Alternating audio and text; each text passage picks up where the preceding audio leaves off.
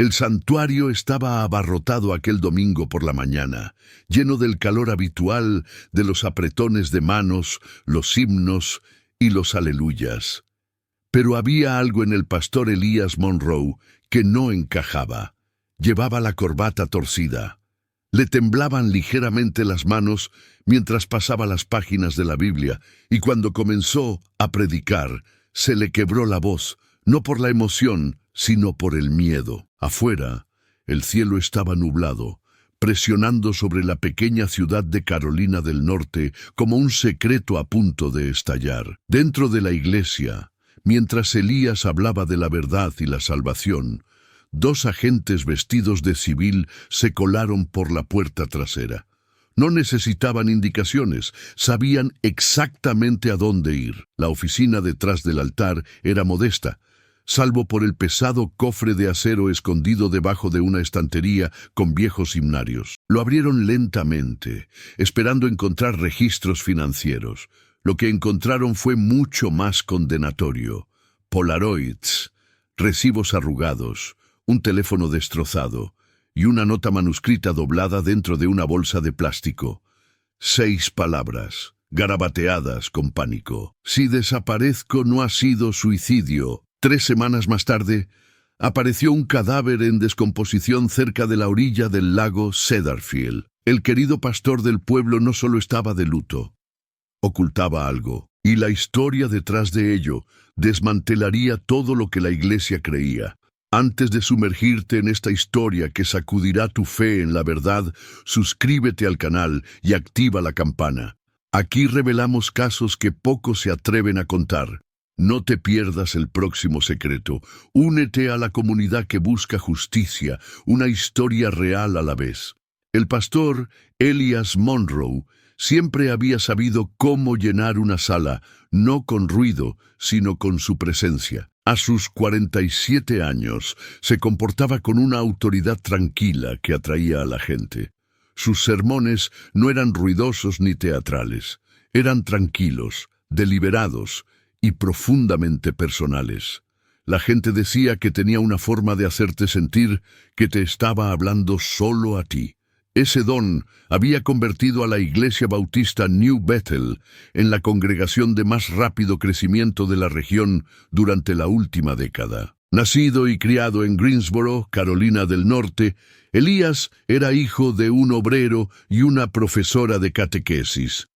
Fue el primero de su familia en graduarse en la universidad, donde estudió teología gracias a una beca. A los 30 y pocos años, se casó con Ruth, su novia del instituto, y asumió el cargo de pastor principal de New Bethel. Tuvieron 2 hijos, ambos ahora en la universidad. Desde fuera, los Monroe eran la encarnación de la fe, la disciplina y la elegancia sureña. Los días de Elías seguían un ritmo constante: devocionales matutinos, reuniones en la iglesia, visitas al hospital, estudio bíblico los miércoles por la noche, sermones los domingos, y siempre una comida caliente esperándole en casa, donde Ruth le recibía con una sonrisa cansada y un orgullo silencioso. Era respetado, admirado e incluso envidiado por algunos, pero muy pocos conocían el peso que llevaba a cuestas. Aunque a menudo hablaba de paz y claridad espiritual, el propio Elías no había sentido ninguna de esas cosas en años. Las expectativas nunca cesaban, las de la comunidad, las de Ruth, las de Dios. Vivía bajo un microscopio, con cada decisión escrutada, cada palabra grabada, y bajo esa presión algo había empezado a resquebrajarse. Comenzó sutilmente: noches de insomnio, horas más largas en la iglesia, una tendencia a quedarse en el santuario después de que todos se hubieran ido a casa. Ruth lo notó, por supuesto, pero lo atribuyó al cansancio. No hizo preguntas. Elías estaba agradecido por eso. Luego llegaron las audiciones para el ministerio de música. Fue entonces cuando entró Lucas Rivera. Joven, talentoso y lleno de encanto, Lucas tenía una confianza natural y una voz conmovedora que inmediatamente llamó la atención de Elías. Pero no era solo su talento. Había algo más, Algo que Elías no entendía, que no quería nombrar, una sensación que lo incomodaba, curiosidad, atracción. Se dijo a sí mismo que era mentoría, orientación, ayudar a un joven a encontrar su camino en la fe, pero en el fondo, Elías sabía que era más que eso. Sus primeras interacciones fueron inocentes, breves conversaciones después de los ensayos, ánimos, pasajes de las Escrituras. Pero a medida que pasaban las semanas, los momentos se alargaban, se volvían más personales, y con cada intercambio, Elías sentía que una parte de su mundo, cuidadosamente construido, comenzaba a cambiar. Aún así, se aferró a su imagen. El hombre piadoso, el esposo devoto, el líder, pensó que podía controlarlo. No tenía ni idea de lo equivocado que estaba. Elías Monroe había construido su vida sobre la estructura, sobre la certeza. Cada sermón, cada círculo de oración, cada recaudación de fondos estaba programado, era predecible, seguro.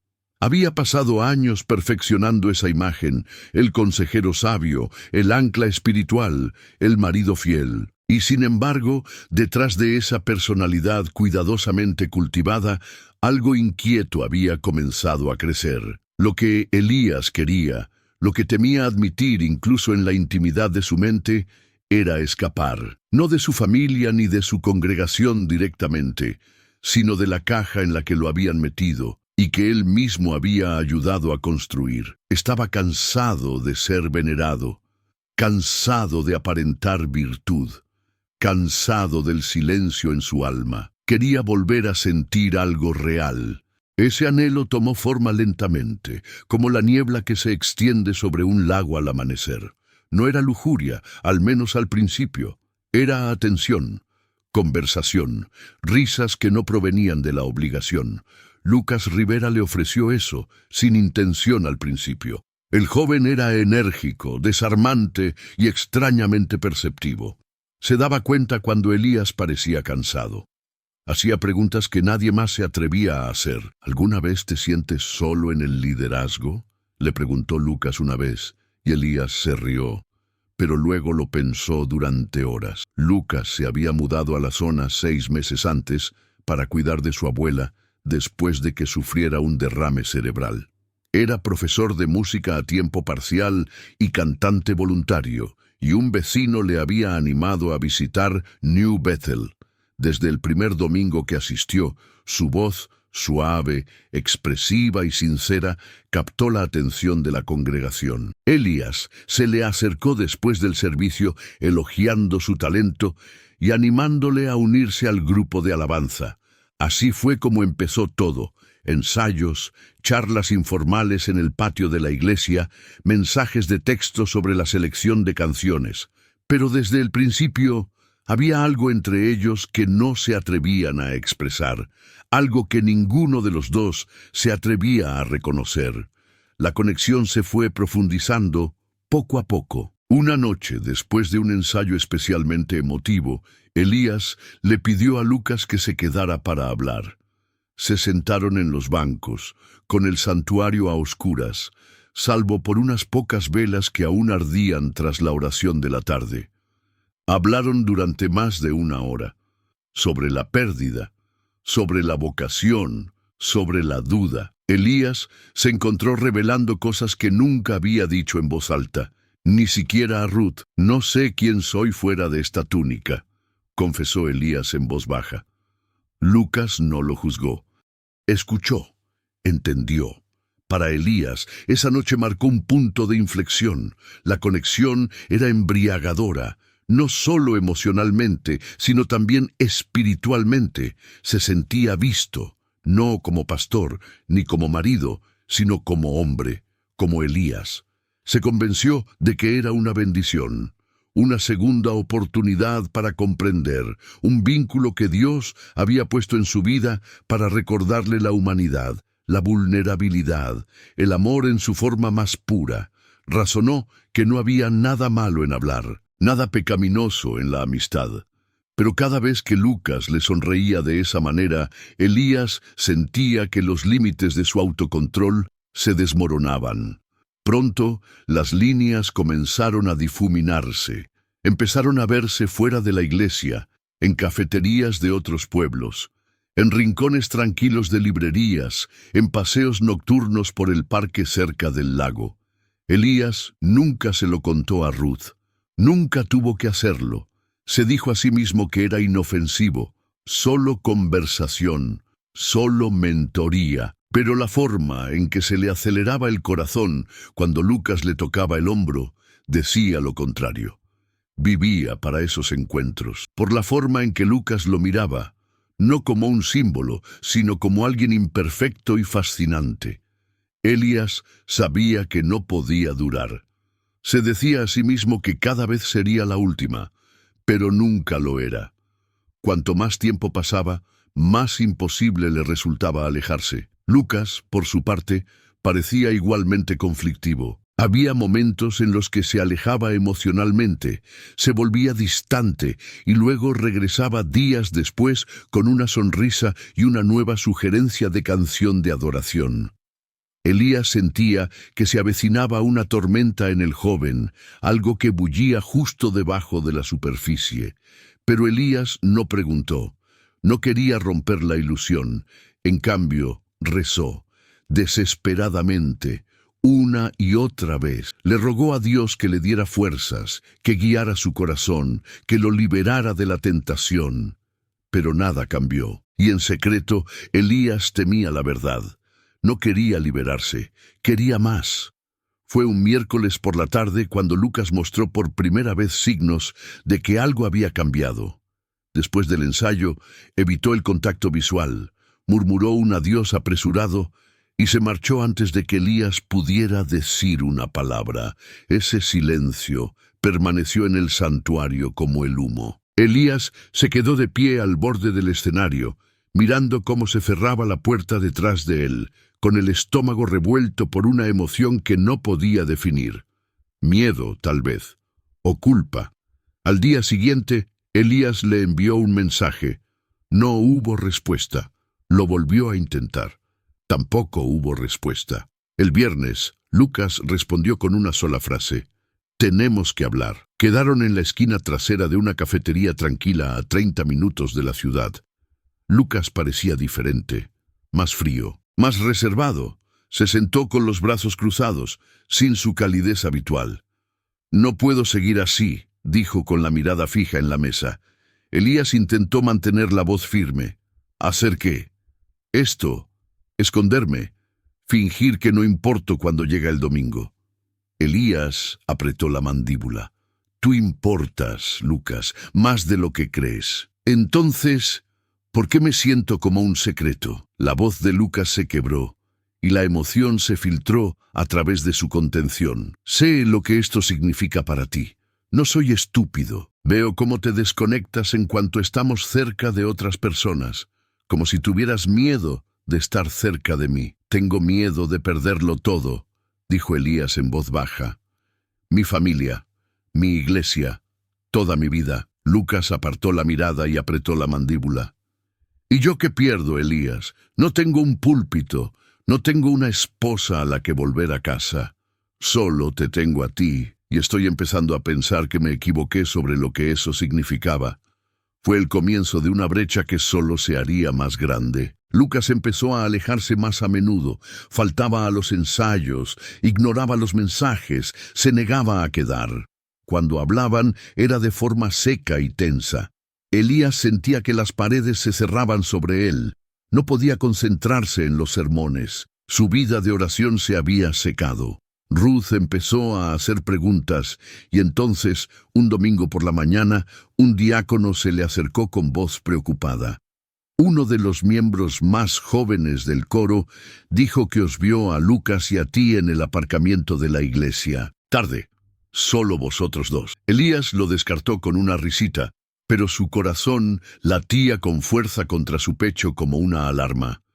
Esa tarde, condujo hasta el apartamento de Lucas. La confrontación fue acalorada.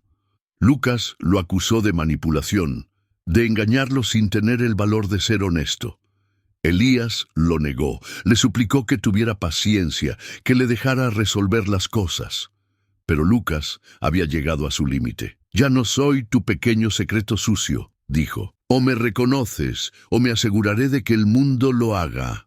La amenaza no fue gritada, no fue dramática, fue tranquila, directa, inevitable. Elías se marchó ese día con la cabeza dando vueltas. Sabía que Lucas no estaba mintiendo, y lo que era peor, no lo culpaba. Lo que comenzó como un secreto se convirtió en una carga. Lo que parecía un escape ahora parecía una trampa.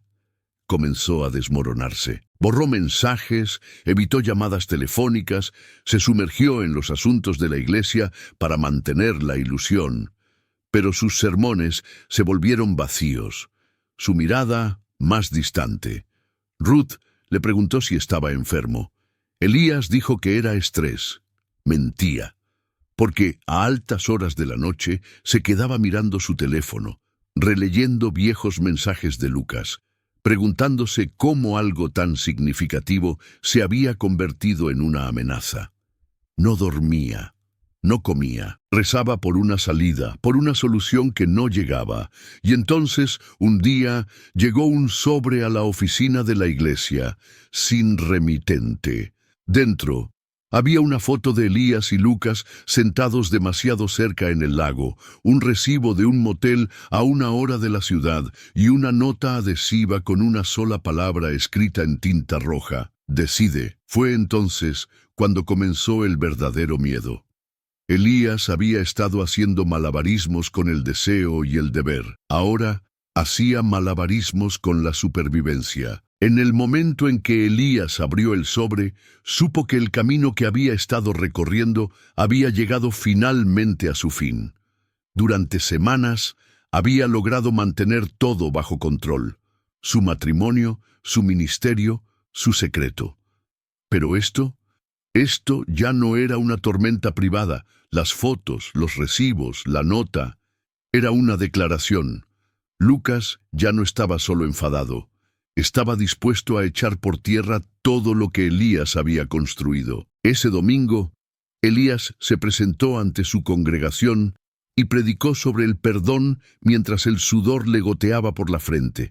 Las palabras le salían inconexas, robóticas. No podía concentrarse.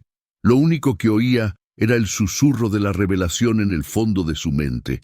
Después del servicio, mientras estrechaba manos en la puerta de la iglesia, el diácono Frank Holloway le dirigió una mirada extraña. No era sospechosa, pero incierta. Algo en el rostro de Elías debió delatarle. «¿Todo bien, pastor?», preguntó Frank, agarrándole el hombro a Elías un segundo más de lo normal. Elías esbozó una sonrisa forzada. «Por supuesto, solo ha sido una semana larga». Pero no era solo una semana, era cada día que pasaba.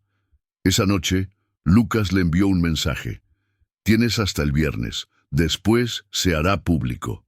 Elías entró en pánico. No durmió. Llamó a Lucas. No respondió. Pasó por su apartamento. Las luces estaban apagadas. Silencio. El jueves, la desesperación se apoderó de él. Retiró $5,000 del fondo discrecional de la iglesia y se reunió con Lucas en un estacionamiento cerca de la antigua estación de tren. La noche era húmeda, el aire estaba cargado de tensión. Lucas se apoyó en su auto, con los brazos cruzados. «No te pedí dinero», dijo con tono seco. Elías le entregó el sobre de todos modos. «Tómelo, por favor, solo denme tiempo». Lucas lo tomó, pero no se movió. «No se trata de dinero, Elías. Se trata de la verdad». La voz de Elías se quebró. «Entonces, ¿qué quiere de mí?». Lucas se acercó. «Quiero que deje de fingir. Quiero que admita que lo que tuvimos significó algo, que yo no fui solo un error». «No lo fuiste», susurró Elías. «No lo eres. Entonces, ¿por qué me tratas como si fuera un problema que hay que solucionar?». La pregunta quedó flotando en el aire. Elías no supo qué responder. Lucas se marchó aquella noche con el sobre en la mano, pero la tensión no se disipó, se intensificó. Ahora, Elías había abierto la puerta al chantaje, y Lucas tenía una baza. Comenzaron los pagos, primero semanales, luego esporádicos, aumentando cada vez. Elías los cubrió con gastos inventados, hojas de presupuesto alteradas y retiradas discretas de efectivo. Pero no tardó mucho en extenderse la sospecha. El tesorero de la iglesia notó discrepancias. Frank Holloway hizo preguntas. Ruth, antes paciente, ahora cuestionaba cada reunión nocturna y cada transacción bancaria inexplicable. Luego, durante una reunión de la junta directiva, alguien sacó el tema directamente. «Falta dinero», dijo uno de los ancianos, «y no hay rastro documental». «Pastor, ¿sabe algo de esto?». Elías titubeó. Culpó a un error administrativo. Prometió investigar. Pero el ambiente había cambiado. La confianza se había roto. Esa misma noche, Ruth lo confrontó. «Tengo que preguntarte algo», dijo, de pie en la puerta de la cocina. «¿Hay alguien más?». Las palabras le golpearon como un martillo. El instinto de Elías fue negarlo. Pero cuando abrió la boca, no salió nada. Su silencio respondió por él. Ruth no lloró, no gritó. Simplemente se marchó, cerrando la puerta de su dormitorio con una tranquila determinación que lo decía todo. Al día siguiente, Lucas apareció en la iglesia. No en secreto, no por la noche, a plena luz del día. Entró directamente en la oficina de Elías, sonriendo, como si fueran viejos amigos que se reencontraban. Elías entró en pánico y cerró la puerta de un portazo. «¿Qué haces aquí?». Lucas se encogió de hombros. «Solo estaba de visita. Pensé que podríamos hablar». «No puedes estar aquí. La gente te verá». Quizá esa sea la intención. Ese momento marcó el comienzo del verdadero desmoronamiento de Elías. Se volvió errático, faltaba a citas, tropezaba con los sermones, evitaba el contacto visual con la congregación. La gente cuchicheaba, la asistencia disminuyó. Luego llegó el punto de quiebre. Una denuncia anónima, enviada directamente a la dirección particular del diácono Holloway. Dentro había copias impresas de mensajes de texto entre Elías y Lucas, capturas de pantalla de transferencias bancarias y una foto del recibo de la habitación del motel. Frank no durmió en toda la noche. A la mañana siguiente había contactado con un investigador privado. Al final de la semana, Lucas había desaparecido. Nadie lo vio en el ensayo. No contestaba al teléfono. La puerta de su apartamento permanecía cerrada con llave y el buzón rebosaba. Al principio la gente supuso que se había marchado de la ciudad, pero su hermano, Marcus, sabía que no era así. «Lucas nunca se iría sin decírmelo», le dijo a la policía. «Algo va mal». Se presentó una denuncia por desaparición. Elías fue interrogado, brevemente, de manera formal y sin acusaciones. Afirmó que no había visto a Lucas en semanas. Afirmó que habían tenido una pelea, pero algo en su tono le hizo sospechar. La detective Caroline Briggs fue asignada al caso y no le gustaban las inconsistencias, especialmente en hombres que parecían tenerlo todo que perder. Cuando Lucas Rivera desapareció, el ambiente en la ciudad se volvió denso. Los rumores comenzaron en susurros, entre los bancos de la iglesia, en los pasillos de los supermercados, en las gasolineras, y rápidamente se extendieron. Al principio, nadie mencionaba el nombre de Elias Monroe en voz alta, pero todos lo pensaban. Su ausencia del púlpito el domingo siguiente no hizo más que avivar el fuego. El pastor asociado lo cubrió con un sermón genérico sobre la paciencia y la fe, pero la congregación no se dejó engañar. Miraron hacia la primera fila, donde solía sentarse Ruth Monroe. Ese asiento también estaba vacío. En el apartamento de Lucas, su hermano Marcus estaba fuera, dando vueltas, con una fotografía de los dos tomada la Navidad anterior. Le contó a la policía todo lo que sabía. Las llamadas nocturnas, los altibajos emocionales, el misterioso hombre mayor al que Lucas nunca nombró. Sospechaba que era alguien de la iglesia, pero Lucas se había negado a confirmarlo. Marcus creía que estaba protegiendo a alguien y ahora había desaparecido. La detective Caroline Briggs se quedó sentada en su coche durante mucho tiempo después de interrogar a Elías por primera vez. Su historia era clara, demasiado clara. Dijo que habían tenido una discusión sobre la dirección musical, que Lucas se lo había tomado demasiado a pecho, que no lo había visto desde entonces. Hablaba con una calma forzada que no le gustaba. Briggs había visto esto antes. Las personas que tienen mucho que perder suelen inventarse las mentiras más elaboradas. El impacto de la desaparición causó grietas en la comunidad de la iglesia. Algunos miembros se negaban a creer los rumores. Otros exigían respuestas. La asistencia disminuyó. Las donaciones se redujeron y la Junta convocó una reunión de emergencia a la que Ruth asistió sola. Se sentó en silencio mientras se debatía en la sala. Inconsistencias financieras, rumores de escándalo. Un pastor asociado intervino torpemente diciendo que debían esperar a la investigación antes de hacer suposiciones. Pero las suposiciones ya se habían arraigado. Después de la reunión, Ruth caminó sola hasta su coche. Se sentó en el asiento del conductor durante 20 minutos, agarrando el volante, pero sin arrancar el motor. Su mundo se derrumbaba en silencio. En casa, Elías era un cascarón. Apenas hablaba, apenas comía. Por la noche, miraba por la ventana a la calle vacía, como si estuviera esperando algo o a alguien. Cuando Ruth finalmente se enfrentó a él de nuevo, su voz era firme. «Le has hecho daño». Él no movió los ojos, mantuvo la boca cerrada. Esa fue toda la respuesta que ella necesitó. A la mañana siguiente, ella se había ido. No dejó ninguna nota, solo su lado del armario vacío y su anillo de boda en la mesita de noche. Elías se sentó en el borde de la cama durante horas, incapaz de llorar. Solo podía sentir la ausencia. Mientras tanto, Marcus comenzó su propia búsqueda. Fue a ver a los amigos de Lucas, rastreó sus últimas ubicaciones conocidas, publicó anuncios en Internet y repartió folletos. Su desesperación se convirtió en determinación. La policía hacía lo que podía, pero no era suficiente. La detective Briggs investigó más a fondo los registros financieros de Elías.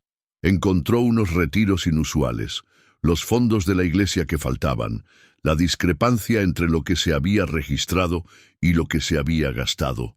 Solicitó las imágenes de las cámaras de vigilancia de las gasolineras y los aparcamientos cercanos a la iglesia. Entonces lo encontró, borroso, pero lo suficientemente claro. Elías y Lucas, juntos, de noche, discutiendo, una mano en un hombro, un respingo. No era una prueba, pero era algo. Volvió a New Bethel, no para una entrevista formal, sino para observar. Se quedó de pie al fondo del santuario durante un servicio de oración entre semana. Elías no estaba predicando. Estaba sentado en el primer banco, solo, mirando el altar como si no lo reconociera. La congregación apenas le prestaba atención. Algunos se daban la vuelta, otros fingían no verlo. Después, una mujer se acercó en silencio a la detective Briggs. Era la esposa de un anciano. Le entregó una memoria USB y le dijo: «Mi marido lo guardaba todo. Reuniones, correos electrónicos, todo. No sabíamos qué hacer, pero ya no puedo dormir». En esa memoria USB había documentos que relacionaban a Elías con irregularidades financieras, mensajes personales con un miembro del coro sin nombre y una serie de entradas en el calendario con reuniones nocturnas sin explicar. Las paredes se estaban cerrando.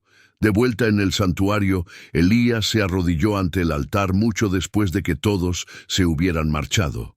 Rezó, esta vez en voz alta, pidiendo perdón, pidiendo misericordia, pidiendo escapar. El sonido de su voz resonó en las vidrieras, hueco y crudo.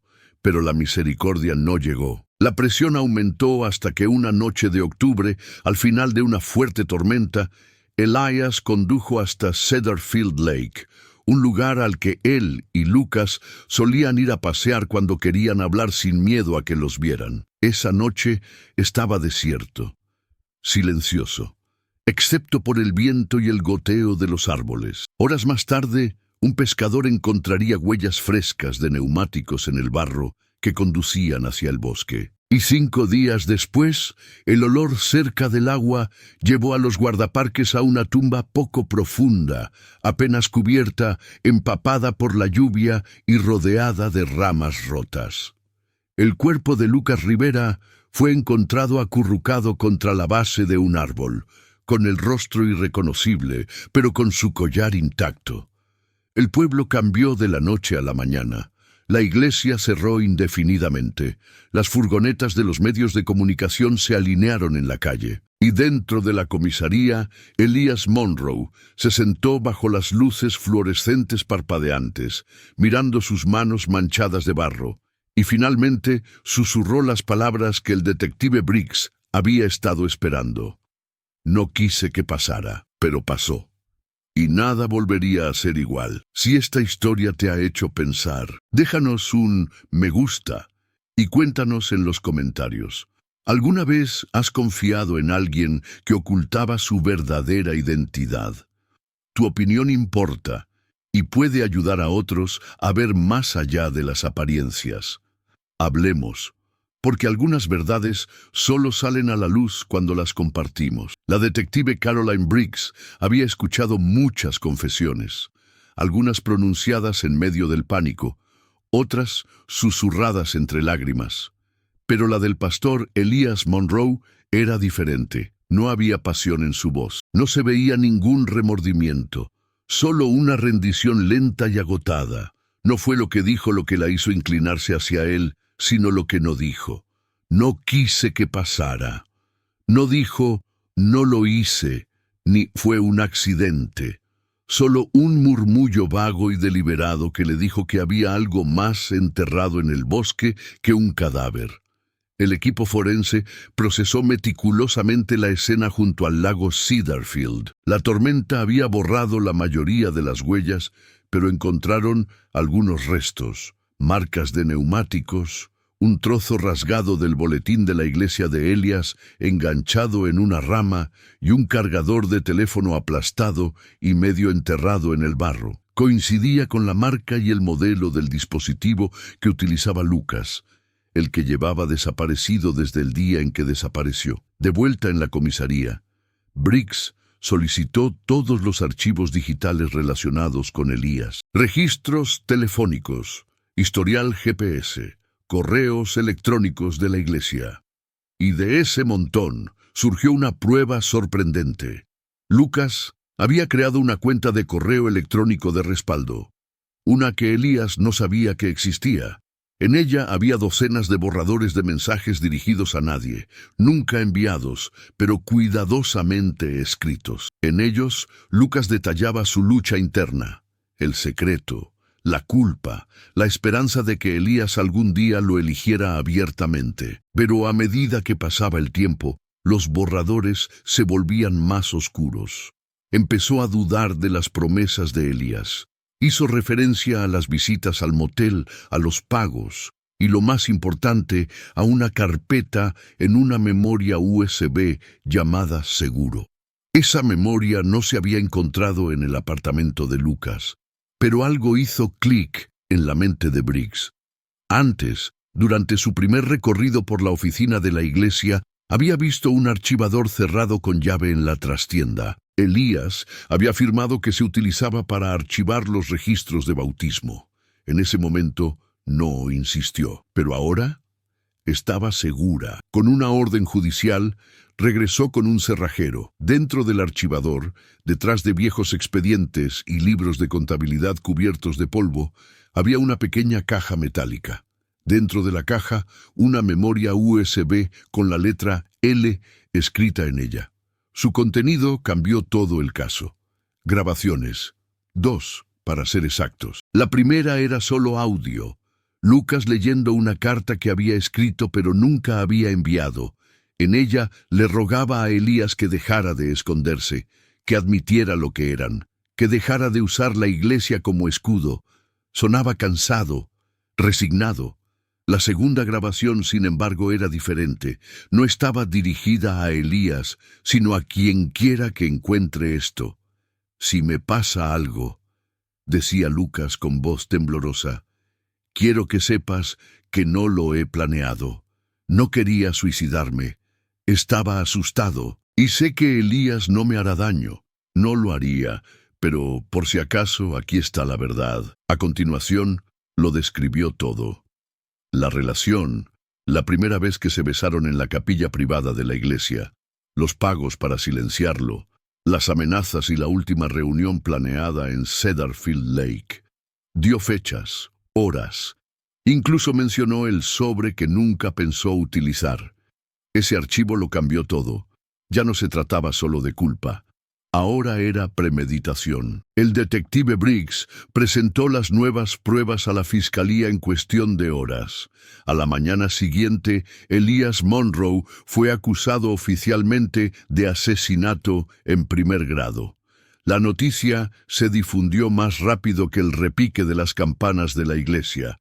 Las emisoras locales acamparon frente al juzgado. Los medios nacionales se hicieron eco de la noticia al mediodía. Los comentaristas debatieron todo, desde el mal uso de los fondos de la iglesia hasta las implicaciones morales del poder y los deseos ocultos en las comunidades conservadoras. Dentro de New Bethel, el ambiente era pesado. El santuario permanecía cerrado. El cartel de bienvenida de la entrada, que antes estaba adornado con alegres versículos bíblicos, ahora estaba en blanco, con las letras borradas, como para borrar el recuerdo. La congregación, antes ferozmente leal, se fracturó de la noche a la mañana.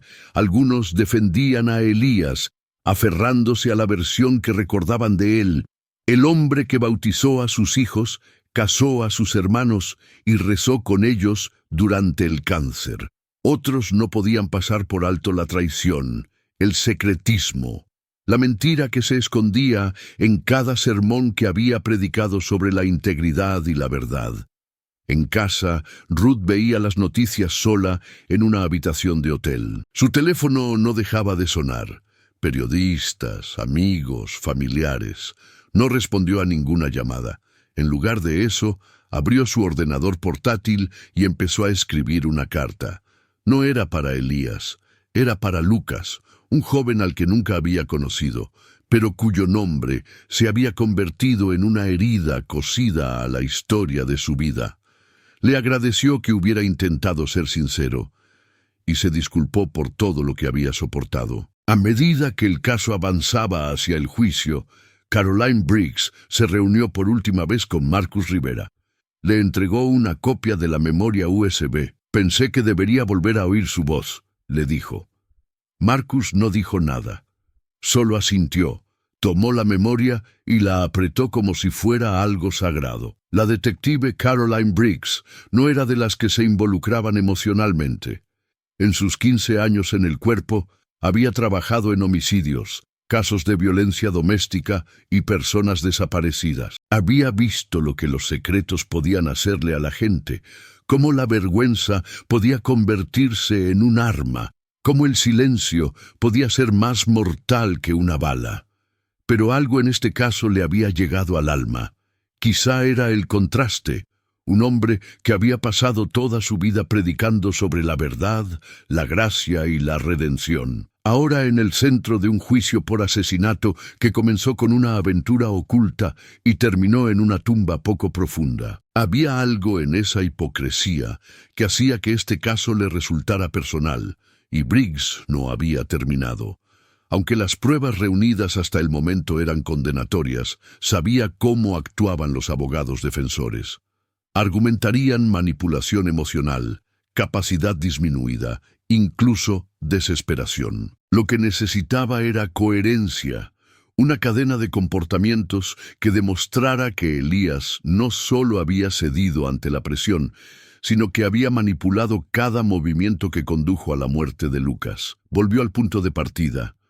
Entrevistas, correos electrónicos, comunicaciones internas de la iglesia. Fue durante una segunda visita al apartamento temporal de Ruth Monroe cuando surgió algo inesperado. «Encontré esto limpiando nuestro viejo escritorio», dijo Ruth, entregándole un pequeño bloc de notas. Solía anotar aquí ideas para los sermones, pero lo que Briggs encontró dentro no eran escrituras sagradas.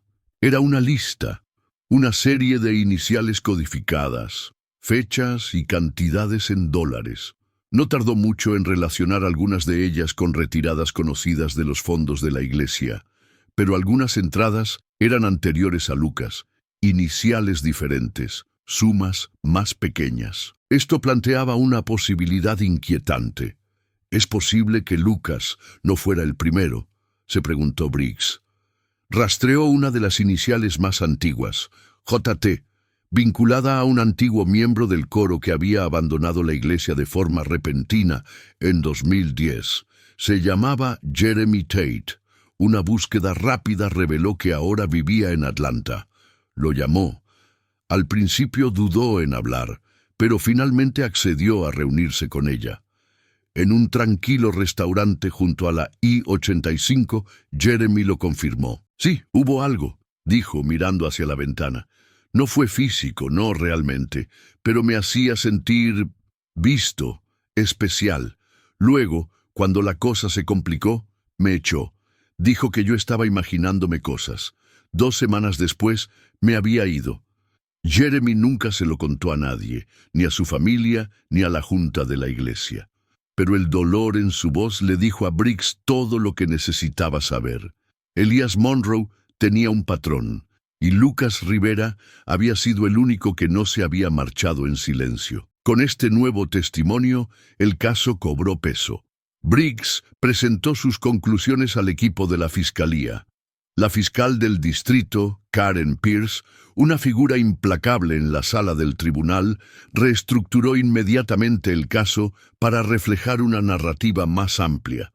No se trataba de un solo delito, sino de un patrón de manipulación y abuso de poder. La estrategia de Karen era clara: demostrar que Elías había abusado de su autoridad durante años, que Lucas no era el primero, sino el único lo suficientemente valiente como para exigir responsabilidades. La respuesta de la comunidad no se hizo esperar. Personas que antes tenían a Elías en un pedestal comenzaron a compartir recuerdos incómodos. Una madre recordó lo incómodo que se sentía su hijo durante las sesiones de terapia para jóvenes. Un antiguo diácono admitió que había escuchado una conversación tensa entre Elías y un voluntario, pero que la había ignorado por respeto o por miedo. Fue como si se hubieran abierto las compuertas. Mientras tanto, Marcus Rivera tampoco se quedó de brazos cruzados. Impulsado por el dolor y la ira, comenzó a hablar en podcasts locales, paneles comunitarios e incluso en entrevistas con periodistas que se hicieron eco de la historia a nivel nacional.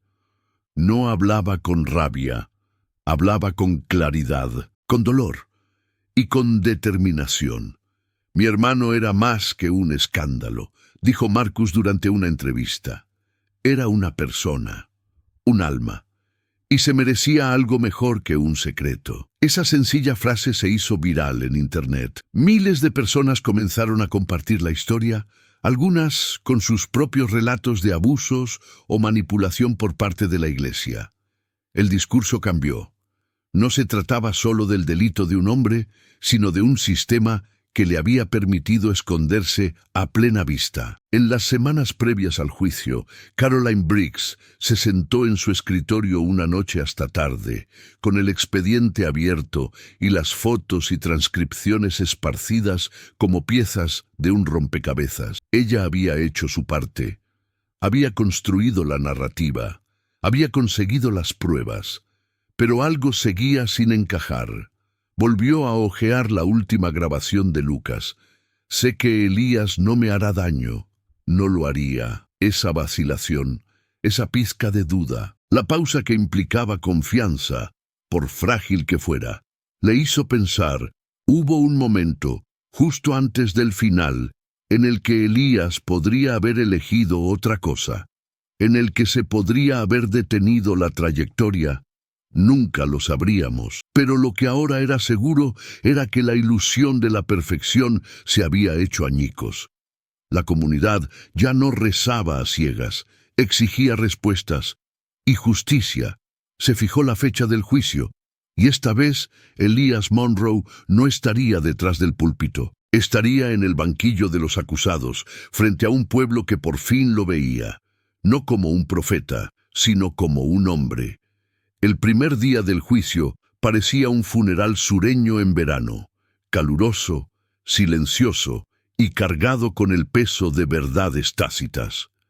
Cuando se abrieron las puertas del juzgado del condado de Harnett, ya había una fila de espectadores que se extendía a lo largo de la manzana.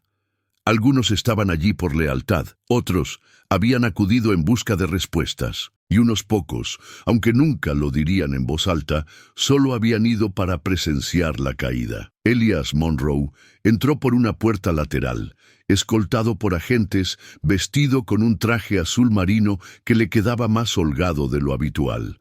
Parecía más pequeño, disminuido. Su paso, antes seguro, se había convertido en cauteloso. Sus ojos, antes tan magnéticos desde el púlpito, ahora evitaban el contacto. No parecía un asesino. Eso es lo que susurraba mucha gente, y eso, quizás, lo hacía todo aún más escalofriante. La fiscal del distrito, Karen Pierce, comenzó su declaración inicial con tranquila precisión. Este no es un caso sobre la fe. No se trata de perdón, se trata de responsabilidad. El acusado, Elías Monroe, utilizó su posición de autoridad espiritual para manipular, ocultar y, en última instancia, silenciar a un joven que amenazaba con revelar la verdad. Repasó las pruebas metódicamente, los mensajes, los pagos, el enfrentamiento en Cedarfield Lake, pero el verdadero poder de su argumento no provenía de lo que Elías había hecho, sino de la máscara que había llevado mientras lo hacía. El señor Monroe era un referente de la rectitud en esta comunidad, continuó, pero a puerta cerrada orquestó una vida de mentiras. Y cuando esas mentiras corrieron el riesgo de ser descubiertas, eligió la violencia en lugar de la verdad. La defensa, liderada por el abogado William Cutler, presentó una versión totalmente diferente. Presentó a Elías como un hombre sometido a una presión insoportable, acorralado por el miedo, la traición y la tarea imposible de reconciliar su confusión interior con las expectativas de un cargo público. No hubo premeditación, afirmó Cutler. No hubo ningún plan para matar, solo hubo un momento, cargado de emoción, nublado por la confusión y un terrible error irreversible. Cutler hizo hincapié en las amenazas de Lucas, su inestabilidad y la supuesta imprevisibilidad de su último encuentro. Describió a Elías como un hombre que había superado sus límites, no como un asesino a sangre fría. La sala escuchó en silencio, con intensidad. A medida que los testigos subían al estrado, la historia se desarrollaba de nuevo, pero esta vez ante las personas que en su día habían considerado a Elías su pastor. Ruth Monroe testificó con compostura sin su alianza. Habló de noches de insomnio, preguntas sin respuesta y del momento en que encontró los recibos. Le pregunté si amaba a otra persona, dijo en voz baja. Ni siquiera pudo decir que no. Cuando le preguntaron si creía que él era capaz de cometer un asesinato, hizo una pausa y luego dijo, no quería creerlo, pero lo sabía. El testimonio de Marcus Rivera fue diferente, crudo, tembloroso, lleno de una emoción que apenas podía contener. Relató los últimos meses de Lucas, el optimismo, el cariño, la ansiedad creciente. Pensaba que Elías lo elegiría, dijo Marcus, con la mirada fija en el hombre sentado en el banquillo de los acusados. Realmente lo creía, hasta el final. Luego llegaron las pruebas digitales. La memoria USB se proyectó en la sala del tribunal. La voz de Lucas resonó a través de los altavoces, llenando la sala con algo más pesado que el silencio. Su verdad. Si estás escuchando esto, comenzaba la grabación, significa que tenía razón al tener miedo. Hubo lágrimas en la galería. Algunos miembros del jurado apartaron la mirada. Elías mantuvo la cabeza gacha, inmóvil. El movimiento final de la acusación llegó con la detective Caroline Briggs en el estrado. Expuso la cronología, las pruebas, el patrón de comportamiento, el bloc de notas codificado, y luego, con un lenguaje cuidadoso, presentó su conclusión. Esto no fue una pérdida de control, fue una decisión, una serie de decisiones tomadas por alguien que sabía exactamente lo que podía perder y a quién estaba dispuesto a silenciar para protegerlo. La defensa interrogó con vigor, tratando de encontrar fallos en el motivo, en la cronología, en la intención. Pero el jurado no se dejó influir. En su alegato final, Karen Pierce se dirigió directamente a ellos. Lucas Rivera no era un secreto, era un ser humano. Un joven que creía en el amor, en la fe, en el hombre que le prometió ambas cosas, y por esa creencia fue enterrado en la tierra como si nunca hubiera existido. El jurado deliberó durante 8 horas. Cuando regresaron, la tensión era tan palpable que el alguacil tuvo que aclararse la garganta 2 veces antes de pedir silencio. El veredicto: culpable de asesinato en primer grado. Elias Monroe parpadeó una vez, pero por lo demás no se movió. La sentencia del juez llegó una semana después. Cadena perpetua sin posibilidad de libertad condicional. Mientras la sala se vaciaba, Marcus se quedó inmóvil un momento, mirando el espacio que había ocupado Elías. Ruth salió rápidamente, con el rostro impasible. Los periodistas se agolparon en las escaleras. Los flashes estallaron. Los titulares se escribieron solos. Pero dentro del edificio había ocurrido algo mucho más silencioso y profundo. La máscara había caído por fin, y lo que quedaba no era un monstruo, solo un hombre. Un hombre que creía que podía llevar una doble vida sin consecuencias. Un hombre que subestimó el valor de alguien a quien creía poder controlar. Ese día, la justicia no se sintió como un triunfo. Se sintió como el silencio, como el aliento después de aguantar la respiración durante demasiado tiempo. Y por primera vez en casi un año, la ciudad exhaló. La ciudad de Lanesboro no era el tipo de lugar que aparecía en los titulares, hasta que lo hizo. Tras anunciarse el veredicto, las calles parecían más tranquilas, la gente más indecisa. No hubo desfiles ni proclamas en voz alta de que se había hecho justicia. Solo murmullos en los aparcamientos y gestos solemnes entre vecinos que no sabían cómo procesar lo que acababa de ocurrir. La iglesia bautista New Bethel, que en su día fue el epicentro espiritual de la comunidad, permaneció cerrada.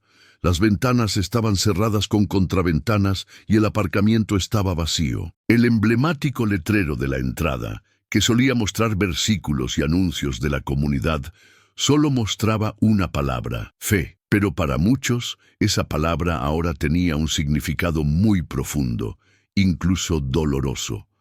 La junta de la iglesia dimitió en bloque 2 días después de la sentencia. Nadie quería liderar una congregación construida sobre una mentira. Se rumoreaba que se iba a reactivar con un nuevo nombre, pero no había nada concreto. Algunos miembros buscaron otras iglesias. Otros abandonaron por completo la religión organizada. Una comunidad que antes era indestructible se había fracturado. La policía local se vio inundada de llamadas, no de emergencia, sino de agradecimiento. La gente daba las gracias a la detective Caroline Briggs por no dejar que el caso muriera en silencio. Ella no concedió entrevistas, No quería ser el centro de atención, pero en su tranquila oficina se permitió un largo suspiro, un pequeño momento de quietud antes de cerrar el expediente definitivamente. Lo que no esperaba era la carta. Llegó una semana después, sin remitente. Dentro había una nota escrita a mano. Hiciste lo que nadie más habría hecho. Gracias por ver a mi hermano cuando los demás solo veían vergüenza. M.R. Briggs guardó esa carta en su cajón junto a su placa. Mientras tanto, Marcus Rivera se encontraba en el centro de una tormenta mediática que nunca había deseado. Entrevistas, podcasts, vigilias. Su voz se había convertido en la voz de aquellos silenciados por el miedo, el secretismo y el abuso de poder. Pero la fama nunca fue su objetivo. Lo era la justicia. Habló en un simposio universitario sobre liderazgo ético y compartió la historia de Lucas con profesores y estudiantes que en su día habían estudiado a hombres como Elias Monroe como ejemplos de excelencia moral. Era un líder, sí, dijo Marcus, pero el liderazgo sin integridad es solo manipulación. Sus palabras resonaron. Los estudiantes se pusieron de pie y aplaudieron, no porque fuera un orador brillante, sino porque era sincero, honesto de una manera que nadie en Lanesboro se había atrevido a hacer en años. Ruth Monroe abandonó la ciudad poco después de la sentencia. No hubo rueda de prensa ni comunicado oficial. Solo un camión de mudanzas y silencio.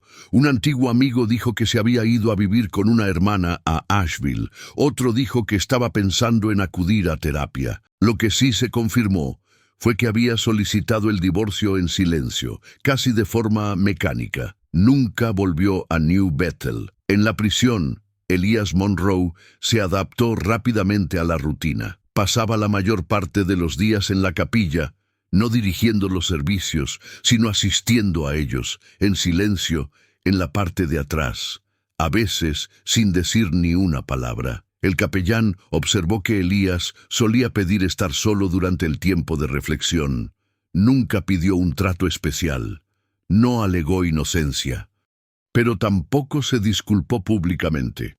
Meses más tarde, un periodista consiguió una breve entrevista. ¿Te arrepientes de lo que pasó?, le preguntaron. Elías miró por la ventana enrejada durante un largo rato antes de responder. Me arrepiento de haber dejado que el miedo me definiera. Nunca mencionó el nombre de Lucas. La comunidad siguió conmocionada. Las familias debatían si mantener a sus hijos en los ministerios juveniles. El clero de todo el condado pronunció sermones sobre la responsabilidad, la transparencia y el peligro del poder sin control. Las iglesias organizaron foros, invitaron a profesionales de la salud mental e iniciaron nuevos códigos de conducta para los líderes.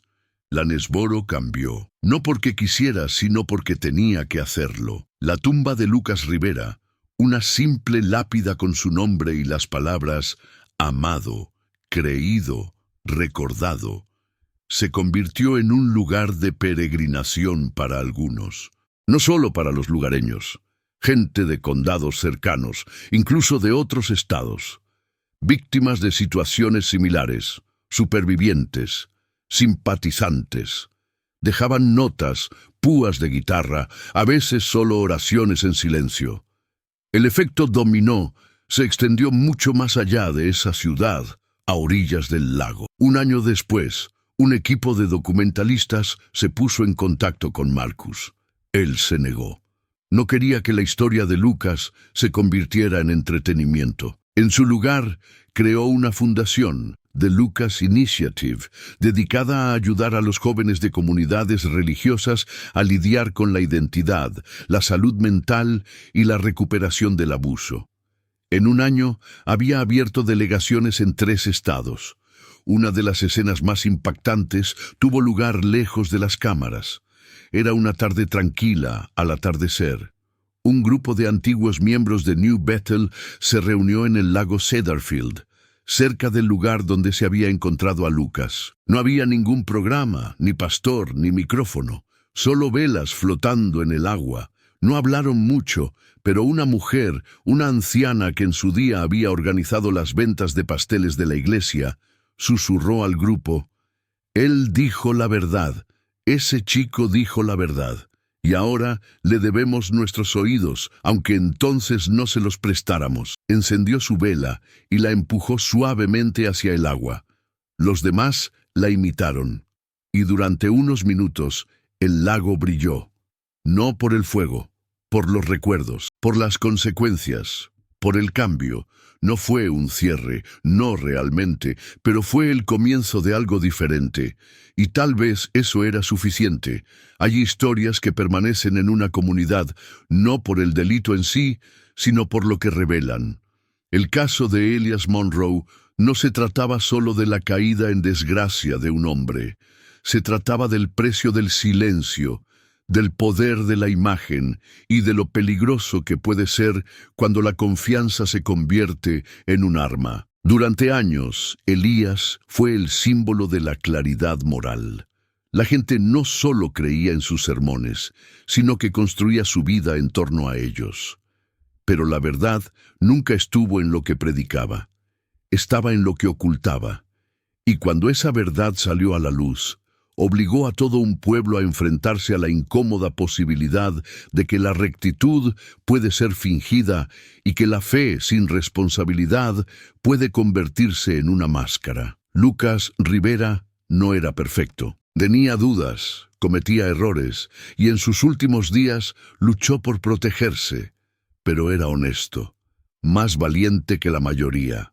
Desafió a un hombre adorado por cientos de personas, no con violencia ni con odio, sino con la tranquila insistencia de que la verdad importaba, aunque le costara todo. Esa es la verdadera lección. Esa verdad, por muy incómoda o dolorosa que sea, no puede quedar enterrada para siempre. Se abre camino a través de los susurros, de las preguntas, de las personas que se niegan a mirar hacia otro lado. Lo que ocurrió en Lanesboro demostró cómo las instituciones pueden fallar cuando se antepone la lealtad a la verdad, y con qué facilidad la autoridad moral puede convertirse en control. Pero también reveló algo más difícil de ver en el momento inmediato posterior: el poder de una sola voz. Lucas no tenía un púlpito, no tenía títulos ni influencia. Lo único que tenía era su historia. Y cuando la contó, cuando dejó esos mensajes, esas grabaciones, encendió una cerilla en la oscuridad. La llama que siguió quemó algo más que mentiras. Iluminó las sombras donde otros se habían escondido durante demasiado tiempo. Esto no fue solo un escándalo, fue un ajuste de cuentas. Para la iglesia, para la ciudad, para todos los que admiraban a alguien simplemente por las túnicas que vestía o las oraciones que recitaba. La fe no es lo que dices cuando la sala está llena, es lo que eres cuando nadie te ve. Y al final, no fue un sermón ni un versículo lo que cambió el curso de esta historia. Fue la negativa de un joven a ser borrado. Ese es el legado que queda. Y eso es lo que recordamos. Un año después del juicio, Lanesboro era diferente. La iglesia que una vez dominó la calle principal con su alto campanario y sus servicios dominicales abarrotados, ahora estaba vacía, con las ventanas tapiadas y la puerta principal encadenada. Lo que quedaba era el caparazón físico de lo que una vez fue un gigante espiritual. Se habló de convertir el espacio en un centro comunitario, pero nadie había tomado una decisión definitiva. La gente seguía cruzando la calle para evitar pasar demasiado cerca, como si el edificio mismo llevara el peso de su pasado. Elias Monroe permanece en la prisión estatal, cumpliendo una condena de cadena perpetua sin posibilidad de libertad condicional. Según el personal penitenciario, pasa la mayor parte del tiempo en la capilla de la prisión, sin predicar, sin liderar, simplemente sentado, reflexionando. Si reza, lo hace en silencio.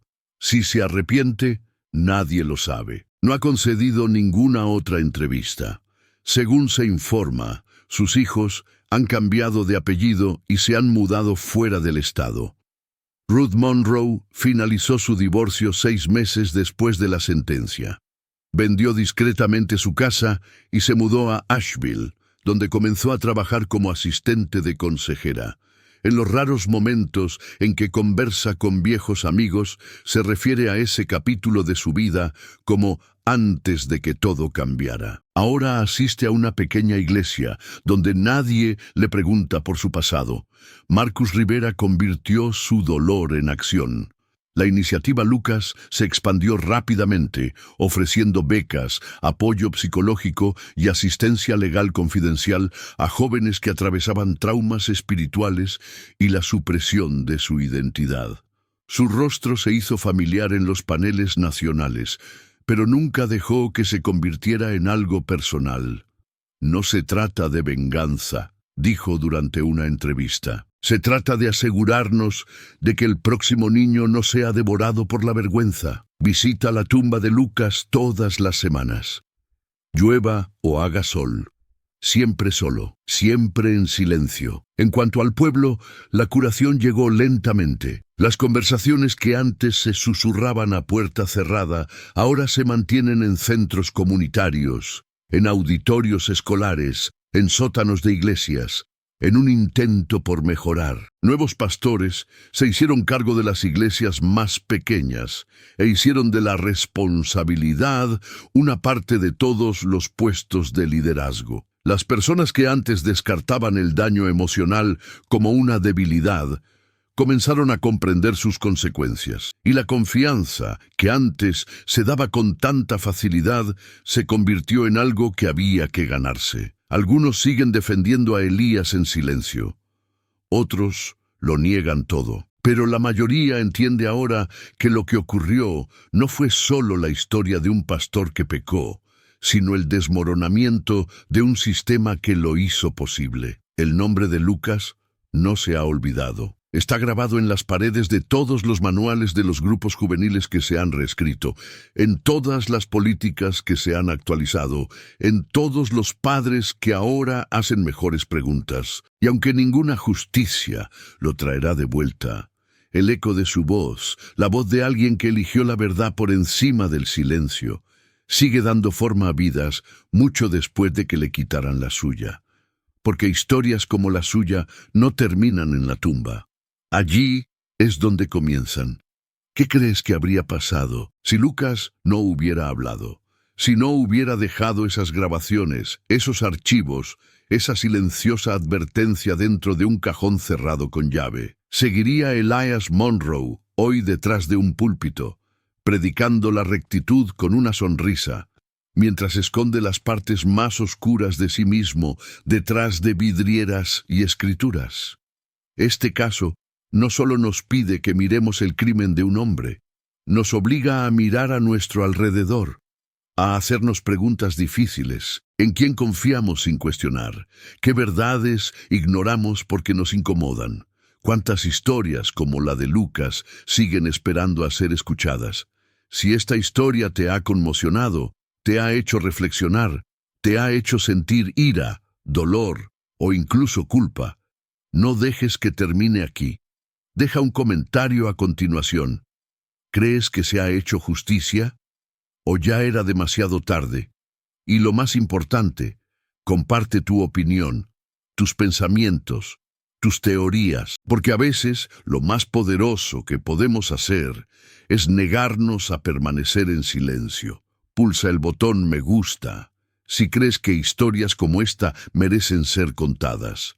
Suscríbete al canal y activa las notificaciones, porque cada semana te traemos historias reales que desafían lo que creías saber y te recuerdan lo frágil que puede ser la verdad. Y por último, comparte este vídeo con alguien que crea en la justicia, alguien que entienda que detrás de cada titular hay un ser humano cuya voz merece ser escuchada, porque la voz de Lucas no se apagó con su último aliento.